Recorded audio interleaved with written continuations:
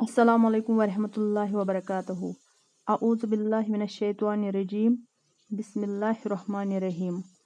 आज मैं आप लोगों को इस्लाम के बारे में कुछ अहम बातें बताना चाहूँगी कि इस्लाम असल में किसे कहते हैं।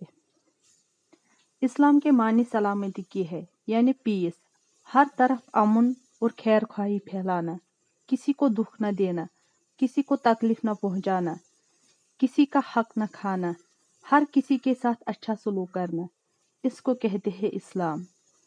हज़रत सल्लल्लाहु अलैहि वसल्लम का इरशाद है कि इस्लाम की बुनियाद 5 चीज़ों पर मुनहसर है। नंबर 1, ईमान।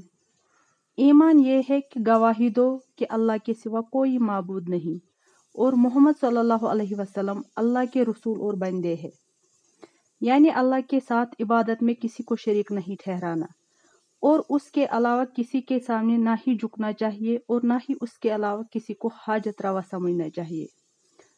और इस पर भी ईमान रखना चाहिए कि खैर और शर अल्लाह की तरफ से है और उसके अलावा ना तो मुझे कोई नफ़ा पहुंचा सकता है और ना ही नुकसान।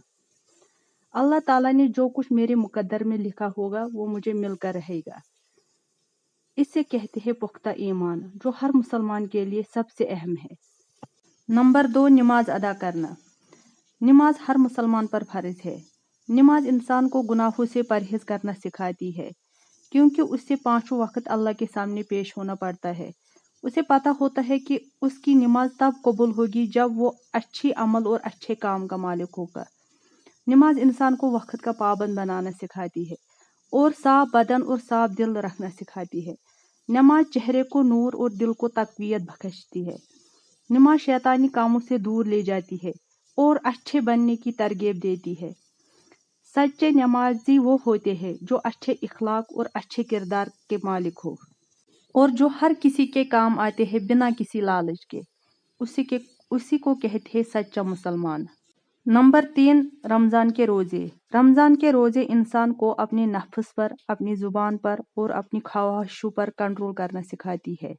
रसूल करीम सल्लल्लाहु अलैहि वसल्लम ने फरमाया, अगर कोई शख्स झूठ बोलना और दगाबाजी करना रोजे रख कर भी न छोड़े तो अल्लाह को उसकी कोई ज़रूरत नहीं कि वो अपना खाना पीना छोड़ दे, बल्कि उसे हर बुरे काम से परहेज करना चाहिए।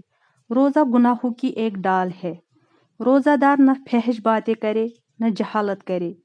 अगर कोई शख्स उससे लड़े और गाली दे तो उसे उसके साथ नहीं लड़ना चाहिए, बल्कि गुस्से पर काबू रख कर कहना चाहिए कि मैं रोज़ादार हूँ।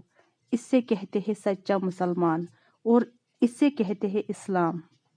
नंबर 4, ज़कात अदा करना, जो हर मालदार मुसलमान पर फर्ज है। इससे गरीबों और लाचारों की मदद हो जाती है और उन्हें किसी के सामने हाथ नहीं फैलाना पड़ता है। हज़रत सल्लल्लाहु अलैहि वसल्लम का इरशाद है कि जिसे अल्लाह ने माल दिया और इसने इसकी ज़कात अदा न की तो क़यामत के दिन इसका माल निहायत जहरीले सांप की शक्ल इख्तियार करेगा।